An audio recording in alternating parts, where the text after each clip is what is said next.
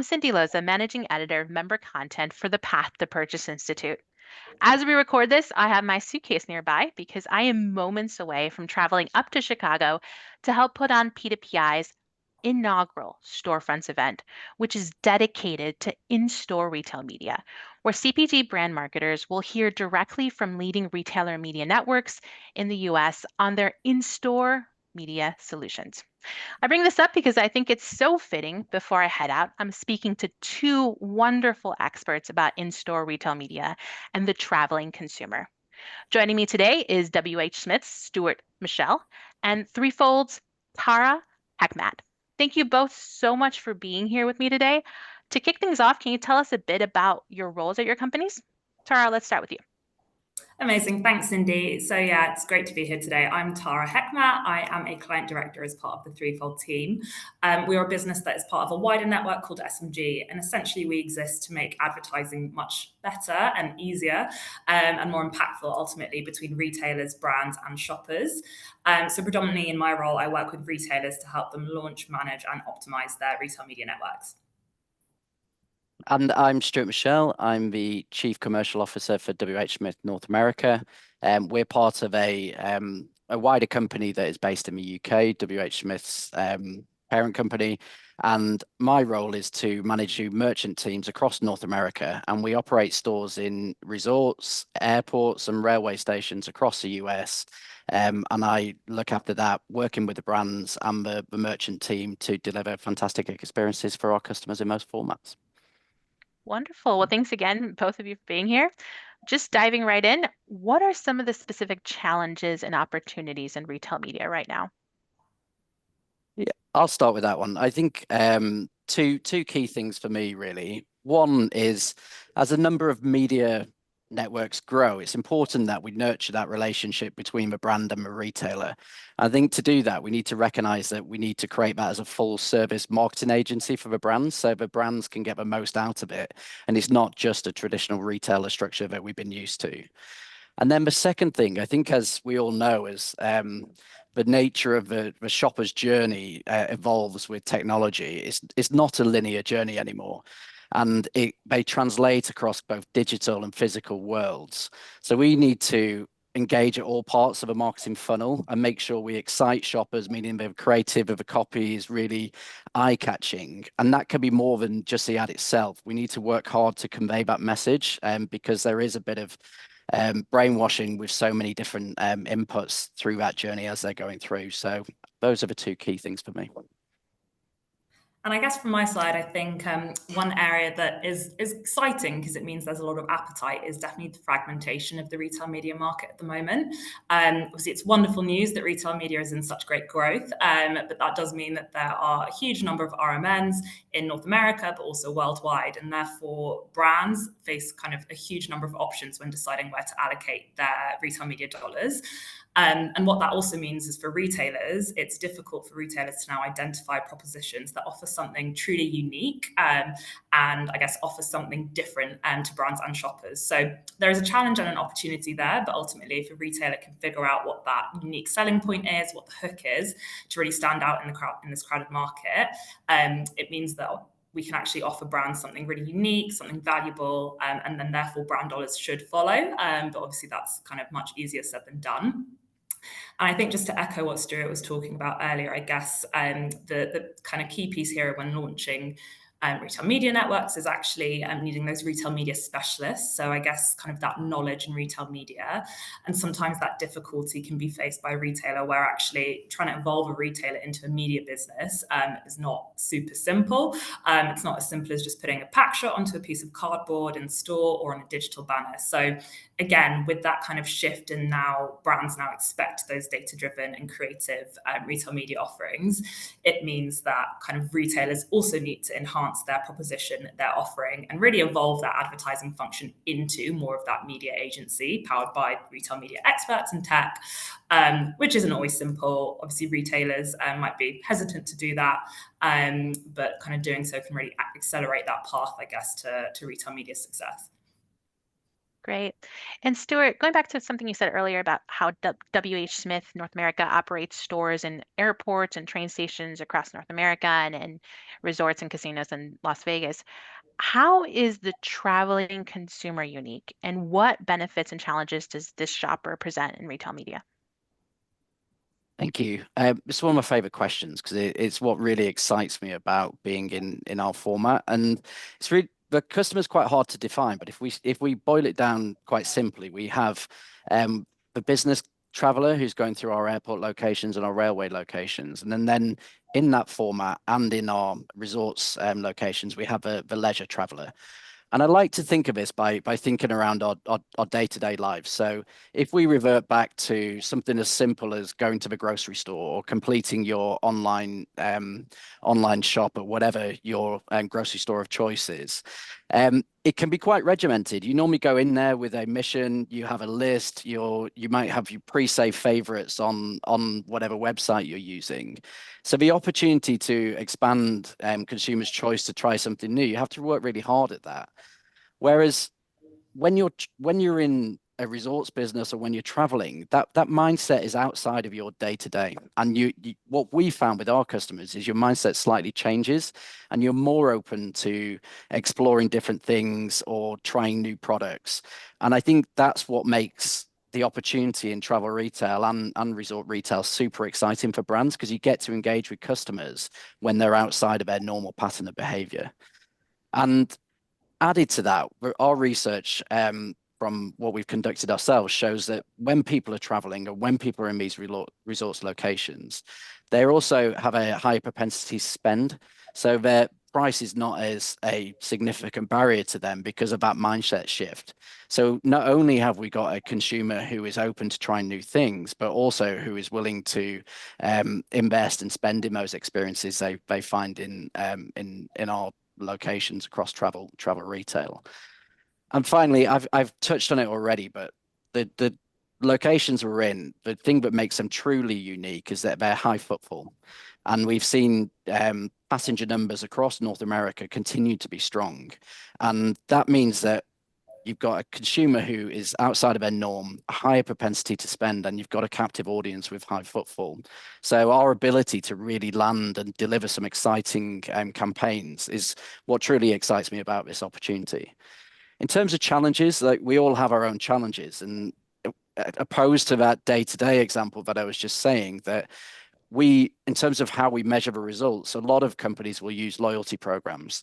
That's slightly harder for us in a travel function because we don't often get that level of repeat customer that you may see. So it means we have to analyze the data in a different way and be really smart about how we target our customers, and then make sure our campaigns are relevant and add value to those brands who are trying to access those, but also our customers who are going through there. So as you can tell, I'm excited about it, but we need to work through how we really work with data. Well, that's really interesting because I was just thinking about how when I'm traveling with my children, when we go to those kind of shops, it is a special occasion because we're traveling and they always come out to buy something different, a new candy or a new toy or Yeah, anything like that. So, and we have the time to do it, right? So yeah. it's like the time to browse. Moving along. Now, I probably don't have to tell both of you that in-store retail media has been a really hot topic recently. In our own research findings, nearly half of the CPG brand marketers we spoke to pointed to in-store digitalization as the next frontier or an up-and-coming area for retail media. Why do you think there's such an interest now in the US? Tara, let's start with you on this one. I think it's a great question, Cindy, and like you said, it's really exciting for us. I think the first thing to mention, obviously, is the reality that the majority of transactions are still happening in store. I think it's about 80% of transactions still happen physically. So obviously, we know that is a really ripe area to be talking to a consumer in a place where they can make an immediate purchase. And I guess despite maybe where kind of that ad spend is going, therefore the store is still king. We can't just think about digital in terms of offsite and onsite. We need to be thinking about the store too. obviously the kind of the piece there is we shouldn't just discount online media offsite or on-site, but absolutely brick and mortar needs to be forming a really key part of any kind of marketing plan from here on in. And I guess the other thing to mention here is the mindset piece again. So I know we spoke about that from kind of that traveler mindset, but again, you have a slightly different mindset whether you're kind of in-store or online.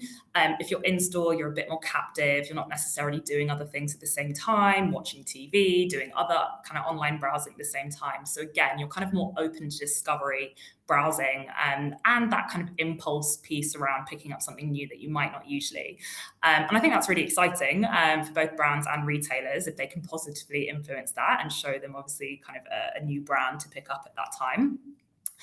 And I guess the other piece here to think about too is I think retailers know that with that kind of digital piece, you can have more control of those activations, whether that's kind of ability to measure or standardizing campaigns, understanding equally kind of the dynamic creative opportunity there. So obviously with AI and technological advancements, we can really then kind of personalize that creative dependent on key variables like weather or the sport. And therefore that means there's kind of that greater cut through with those ads.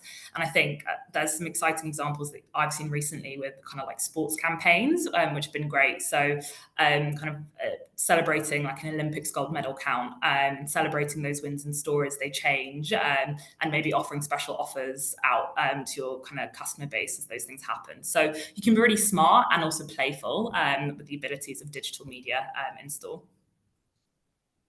Great. Now, I understand that both the UK and the US started at different points in their retail media journey, with Europe being a bit further along as far as in-store retail media. How do you see in-store retail media evolving in the US? I can kick this one off. I think it's a really exciting time, I guess, to think about the evolution of in-store. And you're right. I think the US has a bit of catching up to do. So it's great to be part of that. I think what I'm really excited about is actually the prospect of more kind of connected and omni-channel campaigns. I think at the moment what we're seeing a lot of is potentially multi-channel rather than omni-channel campaigns, where actually you might have different touch points going live across on-site or off-site, and maybe some in-store as well, but they aren't necessarily being planned together or holistically, and sometimes might be owned by different teams at both the RMN and the brand. So you get these campaigns which might feel a little bit disjointed. They might have slightly different messaging or creative, or the products featured might be slightly different, which means that, again, the impact of your campaign might be a bit weakened.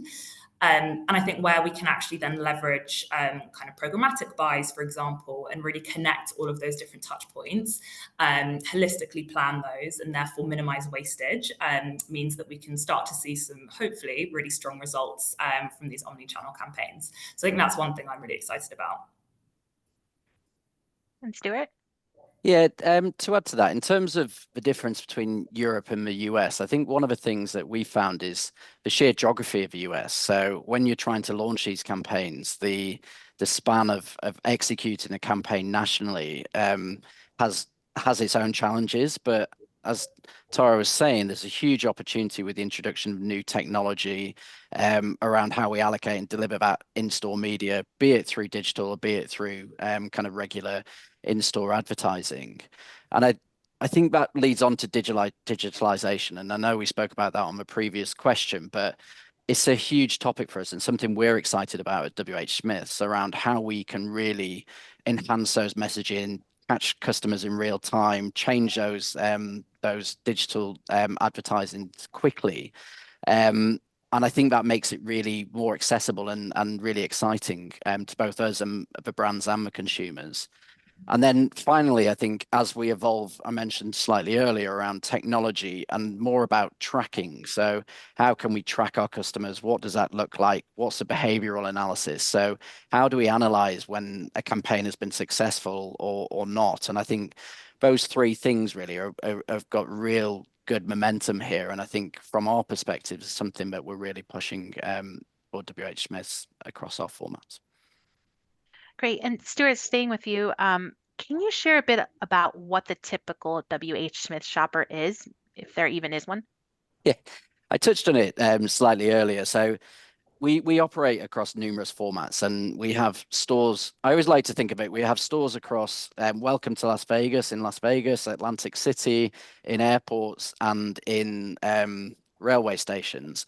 And we sell anything from a payday to Bose headphones to high-end fashion. So we have a really broad spectrum of customers shopping in our locations. But when you boil it back down, it is that leisure traveler and it is that business traveler and those travelers who have higher disposable income. And I think it's focusing on that kind of resurgent of travel as we've come out of COVID, which feels like a very long time ago now, but did happen. And we've seen really good opportunity to reach all segments. And what I would just finish with really is that we managed to activate because of that across different generations as well. So we know that we can target kind of Gen Z and who favor traveling, and therefore from a brand's perspective, we see a broad segment of customers coming through our stores, which enables us to capture them with brand loyalty earlier on in their lifespan. So I think that business leisure traveler, higher disposable income, but that mindset spans across quite a lot of consumer segments as well. Great. And what are some of the notable shifts in shopper behavior you've both seen? Tara, let's start with you on this one. Yeah, great question, Cindy. I think, I mean, there's been a lot. As Stuart mentioned, the pandemic did happen, so that has obviously all changed us for better or for worse. But I think a big part of that, I guess, is it's something we actually spoke about a little bit earlier, in that the shopper journey isn't linear anymore. So what used to be quite a kind of traditional, regular path to purchase is not, and it can be really hard to know where to best reach your shopper and at what time. And I think the reason for that is obviously there's a huge amount of new capabilities, new types of touch points, new data that we can leverage to reach that shopper. Obviously, digital offsite has played kind of a huge part in that. And equally with the ability to target more accurately, it means that we can kind of create these trends really quickly through digital media. And actually what we see therefore is that shoppers are much more impulsive or kind of prone to buy reactively, something that they see kind of once on their phone, they might then buy. And I heard about an example recently where a retailer in the UK ran out of cucumbers because of a viral cucumber salad recipe. So again, I think the kind of impact, I guess, of some of these digital touch points, particularly social media, have caused shoppers to start reacting quite impulsively and maybe not kind of being as measured with a shopping list as maybe we were previously. And that means they bounce around a huge amount of touch points as well. And then I guess the second thing that I think stands out to me is, I guess, the awareness now that shoppers have of the ways in which they're being targeted and advertised to. And I think with more data and kind of much smarter tech, it means that we can obviously put greater focus on that personalization and targeting. But we have to be careful about how we do it. If it's done in a smart and non-invasive way, shoppers actually welcome that type of advertising, which I think, again, is a bit of a shift, where shoppers actually want to see ads that add value to them. Is it a product that they would genuinely consider to be helpful? So again, I think that's quite interesting, where actually we're seeing shoppers almost want advertising where it is targeting, kind of targeted and ultimately serving them something that would be a helpful product to them. But again, it's a tricky kind of balance. We don't want to be scaring, I guess, shoppers off as well at the same time. And from my perspective, I think two things really. So we've seen an increase in localization, so support for local businesses, and it's something we're particularly passionate about in our travel stores. So we adapt our store formats to fit the location that they are in. So they will have different brands above the doors to be relevant to the location, be you in Los Angeles, San Francisco, or New York. And we've seen an increase in demand of local products in those areas. So we've begun post-pandemic really to source more into local, and we can see customers wanting a more unique experience, a more unique item from those locations. And then I've mentioned it already. What we have seen as well is that kind of increase in the travel customer. So passenger numbers remain strong. And actually, when we compare it to our businesses in other parts of the world, the US travel numbers have recovered faster than the rest of the world. So the customers are deciding to travel to spend their money there. and it puts us in a great place from the formats that we operate in to capitalize on that as well. Great, thank you both. And what would you say are some of the challenges that might drive a company to invest less in in-store retail media? And how would you suggest others navigate them? Tara, if we can start with you again. Yeah, of course. I think the first one is actually probably the organizational infrastructure at a retailer that can sometimes hinder that progress in in-store retail media. I think particularly with in-store, there's not always very clear ownership at a retailer. And sometimes there's kind of internal complexities in process, but also politics that you have to navigate that can sometimes feel like more effort than it's worth when everyone is already so busy.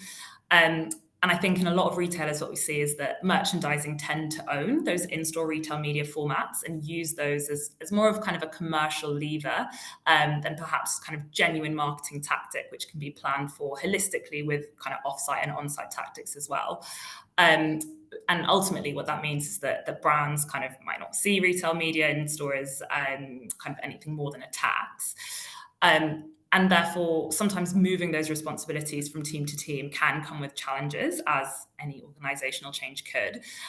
But I think the key thing to do here to ease that change is ultimately highlighting benefits that will be seen to the merchandising team, as an example, or kind of any other team that might own those in-store formats.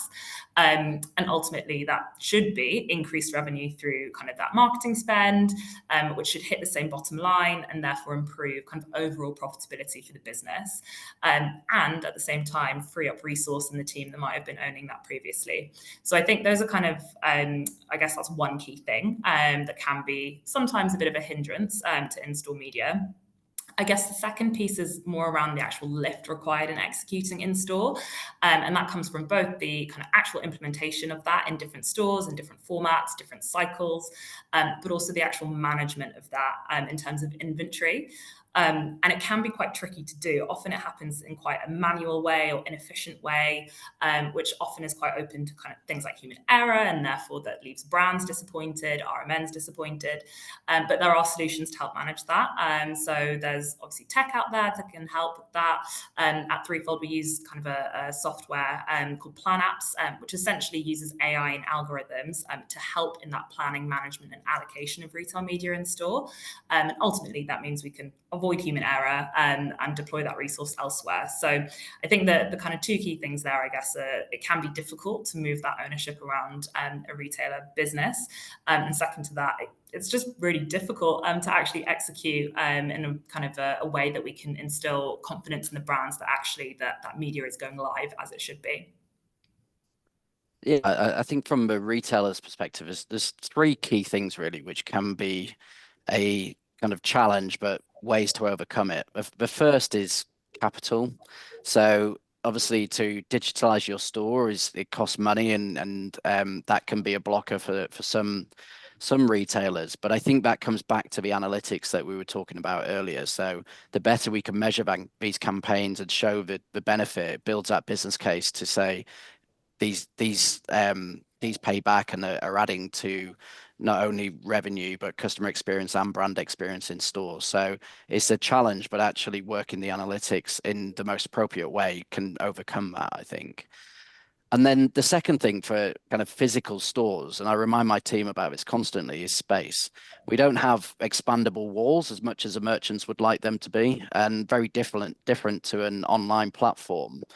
But to make these activations, sometimes you have to create space, and that can forego actually taking products off the shelf to make that space, which is important for retailers as we want to try and merchandise as much as possible. Again, it's a question of analytics. So understanding the return on those investments, what the productivity of a space is.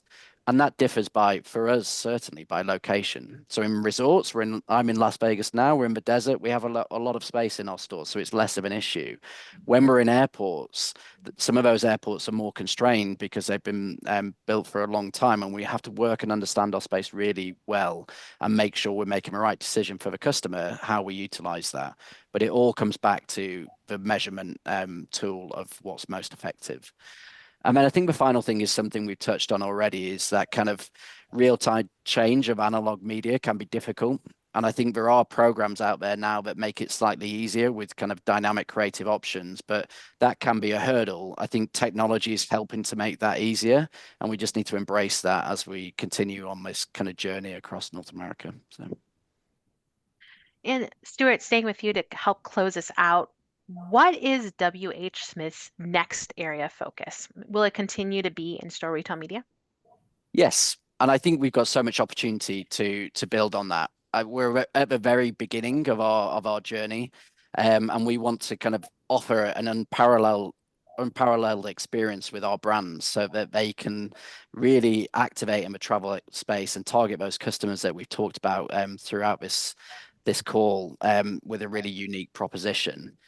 We have hyper localized stores, so we want to build on that so that we don't need to be overarching. We can really get to the nitty gritty and target customers where they are and what mindset they're in. And we've got a great media campaign that can be kind of outside of a retail media on the way there, but actually at the point of purchase, we can launch fantastic activations.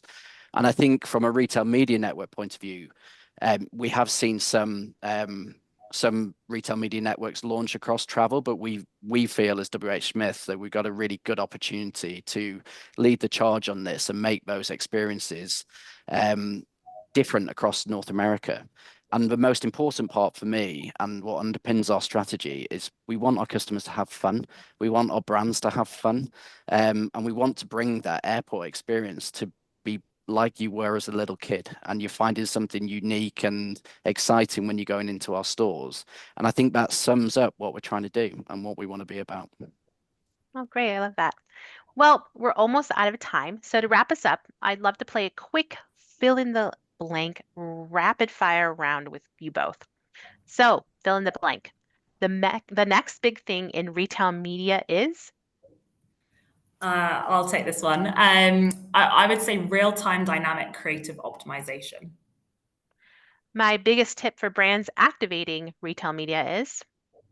I'll take that. Be brave. Don't be afraid to test and learn, try something new, push your boundaries. In 5 years, in-store retail media will? Well, I hope this is the case. It will be bigger than online and offsite. Those are great responses. Big thank you to both of you for sharing your expertise with us today. I hope to see everyone back in the Chicagoland area for P2PI Live and Expo, November 12th through the 14th. And if you're watching this across the pond, don't miss out on our Retail Media Summit UK event, hosted in partnership with SMG on October 16th. For the Path to Purchase Institute, I'm Cindy Loza. Thanks for tuning in.